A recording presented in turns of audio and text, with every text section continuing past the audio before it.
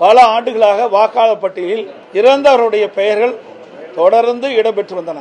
அதோடு நகர பகுதியிலே மாநகராட்சி, நகராட்சி, பேரூராட்சி பகுதியிலே வசிக்கின்றவர்கள் அந்த பகுதியிலிருந்து வேறொரு இடத்திற்கு குடிபெயர்கின்றார்கள். அப்படி குடிபெயர்களுடைய வாக்காளர்களும் அந்த வாக்காளர் பட்டியலில் இடம்பெற்று வந்தன. அதையெல்லாம் எஸ்ஐஆர் பணி மேற்கொள்கின்ற பொழுது இறந்தவர்கள், குடிபெயர்ந்தவர்கள், போலி வாக்காளர்களை கண்டறிந்து அவையெல்லாம் நீக்கப்பட்டு ஒரு உண்மையான நேர்மையான வாக்காளர் பட்டியலை தயாரிக்கப்பட்டு அதன் மூலமாக தேர்தல் நடைபெற்றால் ஒரு நியாயமான தேர்தல் நடைபெறும். அதைத்தான் நாங்கள் குறிப்பிட்டோம். எஸ்ஐஆர் பணி என்பது மிக முக்கியம். தேசிய ஜனநாயக கூட்டணி மிகப்பெரிய வெற்றி பெற்று சாதனை படைக்க உள்ளது. இது சரித்திர சாதனை வெற்றி என்று கூட குறிப்பிடலாம். இந்திய கூட்டணியைச் சேர்ந்தவர்கள் பீகார் தேர்தலுக்கு முன்பாக எவ்வளவு விமர்சனங்களை வைத்தார்கள். எஸ்ஐஆர் நடைபெறுகிறது ஒரு மோசடி என்றெல்லாம் குற்றம் சுமத்தினார்கள்.